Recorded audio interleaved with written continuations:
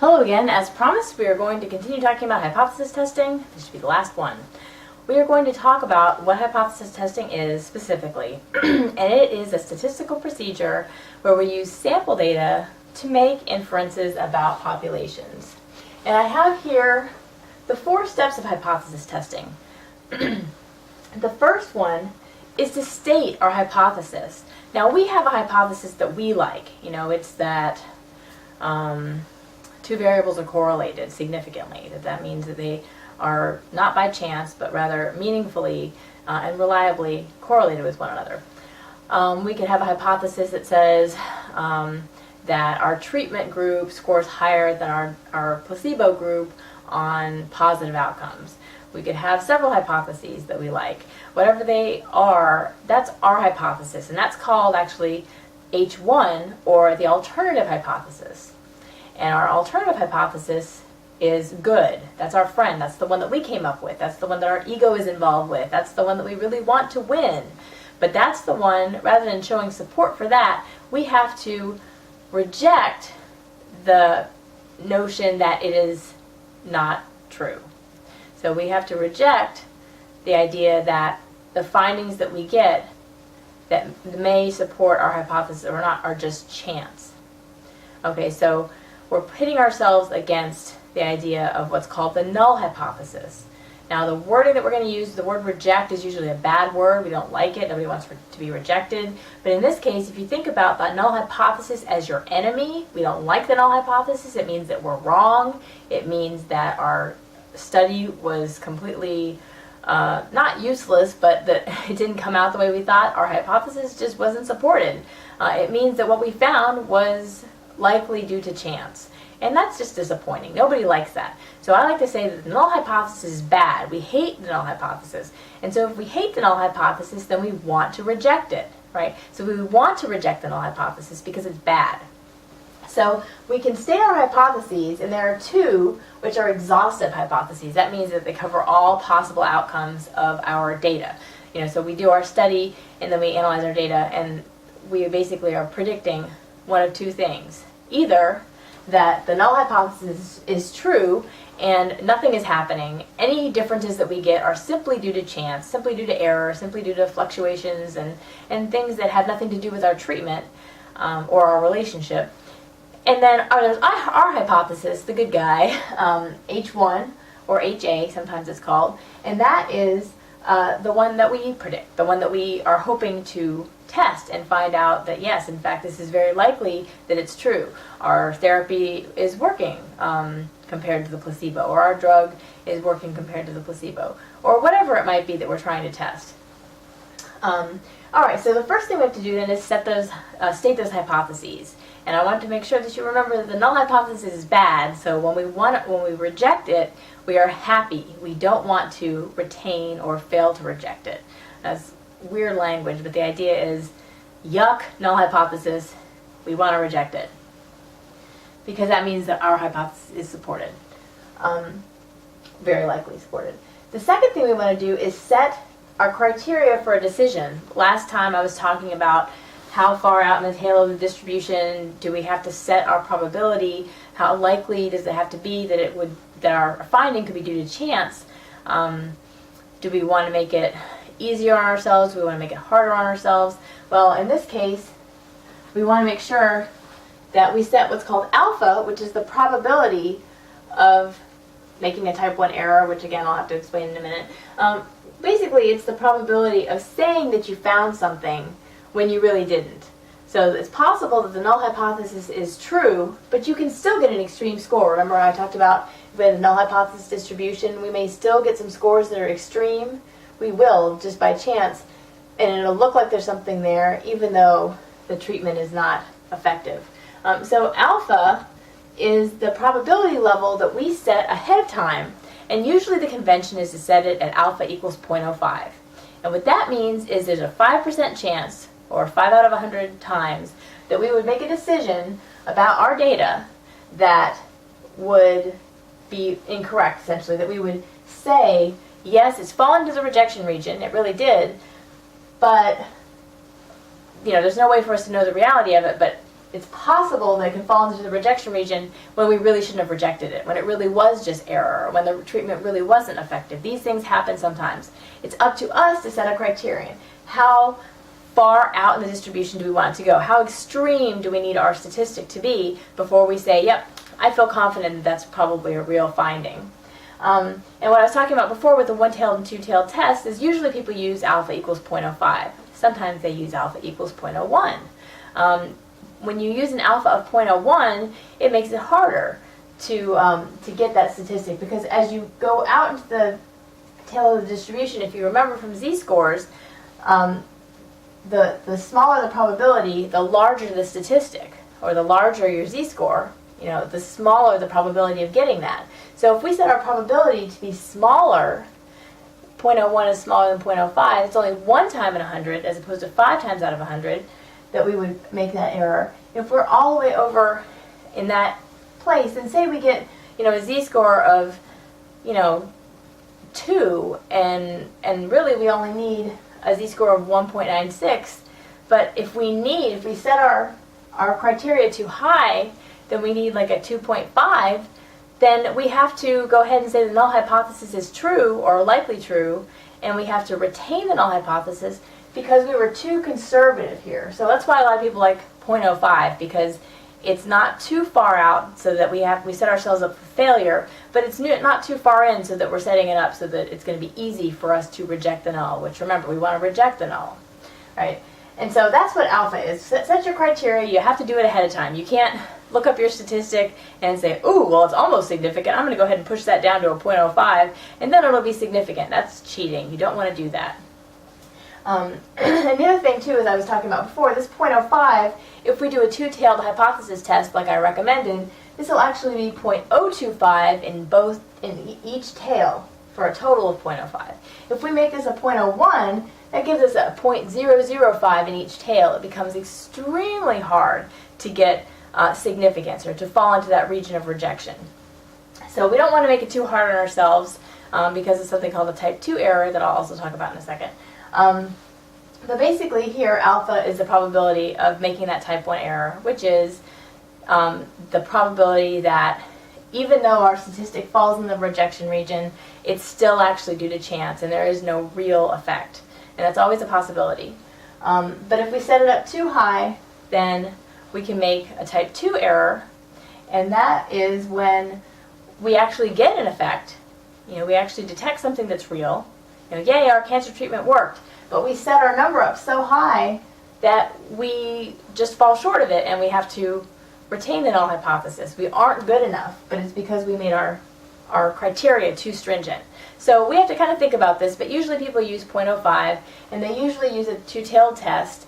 But you can, if you really want to be sure, you can make it harder on yourself, which is to make it a 0.01, but we almost never go above 0.05 because that's getting a little too likely. It's getting a little too close to the mean for our comfort. But again, it's up to the individual researcher whether they want to do a one-tailed or two-tailed test and whether they want to set it at 0.05 or 0.01 or some other value within that range. But those are the most common ones. So after we set our criteria, we stick with it, and then we collect our data. We go out, we collect our surveys, or we give our treatment, our placebo, and we collect our measures, our outcomes, maybe doing a pre-test first, post-test, etc. And then after we get that, we plug our data into the statistic. In this case, with the z, we use the z when we have a sample mean, that we've given a treatment to, or that we think that mean is different, that sample is going to be different somehow from the population, and we want to show that it's significantly so. That is, that it's out here in the rejection region, and that it's not just some random thing that happened. Oh, we got a really big z-score, but that was just because it accidentally happened that way. Because it can accidentally happen that way sometimes. And that would be a type 1 error if we fell into the rejection region and still in fact, we rejected the null hypothesis, but really there wasn't anything going on for some reason. Sometimes that happens. All right, so if we plug in the numbers and get our z, then we compare this difference to this, and hopefully we get a big z-score.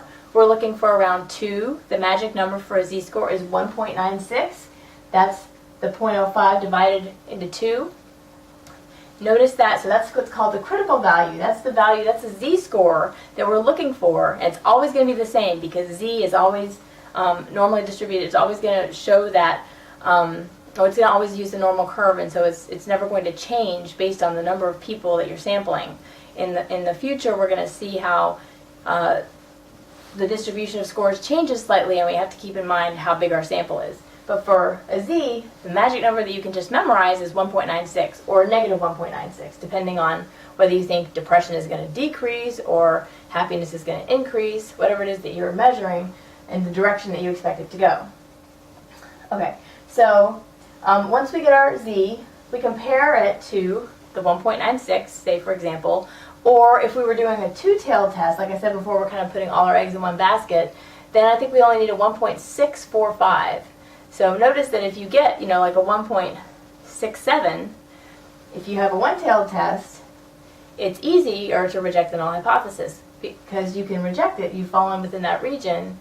But if you need a 1.96 and you get that 1.67, it's not enough, and it fails to fall into the rejection region, and therefore you have to say, oh, I didn't get my finding. So again, that's when you need to decide what kind of test that you want to do, but you don't want to make it too easy on yourself, but you also don't want to make it impossible to find an effect.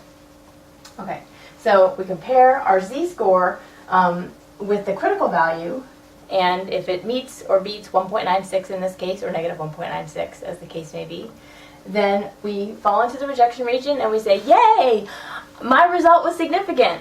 I can reject the null hypothesis, and we hate the null hypothesis, so we want to get rid of the null hypothesis. We want to say our finding won out. Our HA or H1 was meaningful, and therefore in the sense that it was not chance. It could be a stupid study that doesn't mean anything, but if you got your difference and it was a large enough statistic, then it was meaningful in that sense. It was not chance.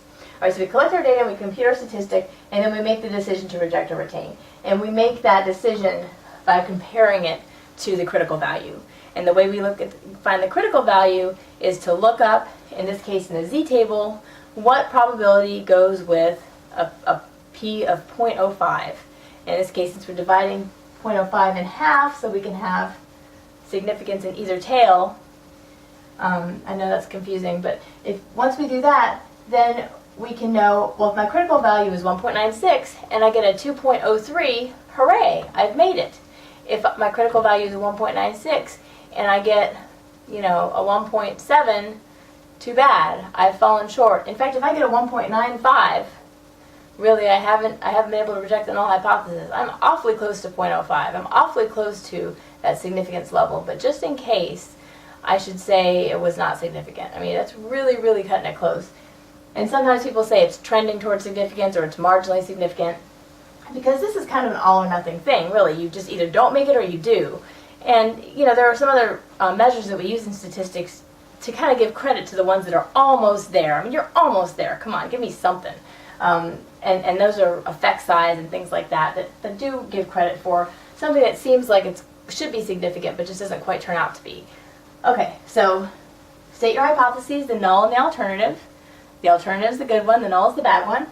Set your criteria, usually 0.05 two-tailed, but sometimes if you have a really good rationale, you can do a one-tailed test, or if you really want to be conservative, really careful, you can set it to a 0.01. But again, if you do a two-tailed test, that's 0.005, and you need a really, really big statistic to match that probability way out in the tail of distribution, and it's possible that you'll make a type 2 error, where you really do have an effect, but you accidentally say you don't. Well, you say you don't on purpose because it didn't make it, but you've just set your standards too high. Then you collect your data, get your z or your t later on, or your chi-square or your Pearson R, whatever it might be, and you compare it to that, and then make your decision. If you fall into that region, then hooray, you can reject the null, and you do your little excited dance. I always do my little dance when I'm excited by my results, if they're significant. And then if they're not, then I'm bummed out, and I go, man, the null hypothesis, I really, really don't like that null hypothesis. But, as a researcher, I have to accept it.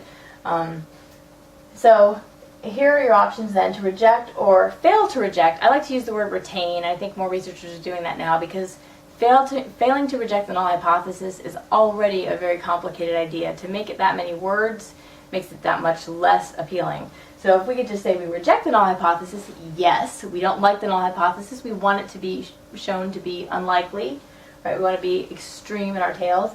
Or we have to retain the null hypothesis. And we don't like this because it means that we have to keep it and we have to say that it's probably true. In this case, our data did not beat it out, our statistic was not large enough, and we can't be confident enough that we got a significant finding. Gosh. All right, I know you guys are going to have a lot of questions about this. Feel free to bring questions. I'm guessing you're probably going to bring things about two-tailed tests versus one-tailed tests, how alpha works, what it is even. And then I didn't mention beta. Beta is the probability of making a type 2 error, which I really think, you know, should be given more importance than it is. And we'll talk about a chart in class that breaks down the possible things that you can, the decisions that you can make and the state of reality. And we can never be sure of reality, but we can set probabilities of the likelihood of making mistakes. And that's what our alpha and our beta are. We usually don't set beta. We try to shoot for about 20%. We're much more likely to want to make a mistake and say, oops, we didn't get it when we did, than to say, hooray, we got it when we didn't. That's alpha. All right, so bring your questions. If you have questions about what the heck I'm talking about with the z-scores or where it needs to fall, what a critical value is, any of those things, we'll practice in class. And I'm looking forward to seeing you then because you know I like this stuff. See you guys.